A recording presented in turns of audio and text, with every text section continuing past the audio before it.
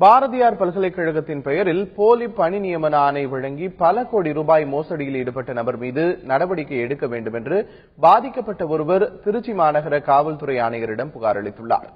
திருச்சி துவாக்குடி பகுதியைச் சேர்ந்த ரவிக்குமார் என்பவர் திருச்சி மற்றும் தஞ்சையில் செயல்படும் கோவை பாரதியார் பல்கலைக்கழகத்தின் தொலைக்கல்வி நிலையங்களில் வேலை வாங்கி தருவதாக பலரிடம் கூறியுள்ளார். மேலும் அங்கு ஒருங்கிணைப்பாளர் பணி வாங்கி தருவதாக கூறி 15 முதல் 20 லட்சம் ரூபாய் வரை வசூலித்ததாக கூறப்படுகிறது. இந்த நிலையில் அவர் அளித்த பணி நியமன ஆணை போலியானது என திருச்சியைச் சேர்ந்த லாவண்யா என்பவர் காவல்துறை ஆணையரிடம் புகார் அளித்துள்ளார். இது தொடர்பாக உரிய நடவடிக்கை எடுத்து பணத்தை மீட்டு தர வேண்டும் என்றும் அவர் கோரிக்கை விடுத்துள்ளார்.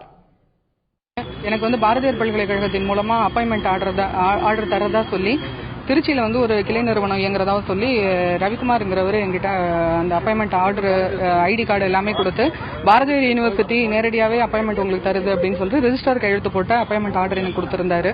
அதுக்காக நான் 18 லட்சம் ரூபாய் கொடுத்திருந்தேன். திருச்சியில 4 பல்கலைக்கழக கிளை அப்படின்னு சொல்றாங்க. அதே போல தஞ்சாவூர்ல 2 இருக்குன்னு சொல்றாங்க. எல்லாமே போலிங்கிறது தெரிய வந்திருக்குங்க.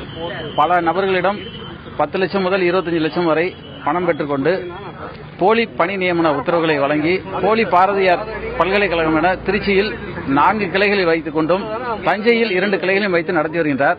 இதில் கிட்டத்தட்ட 170க்கு மேற்பட்ட நபர்கள் பணிபுரிந்து வருகின்றார்கள். இதில் கிட்டத்தட்ட 17 கோடி ரூபாய் மோசடி செய்யப்பட்டுள்ளது.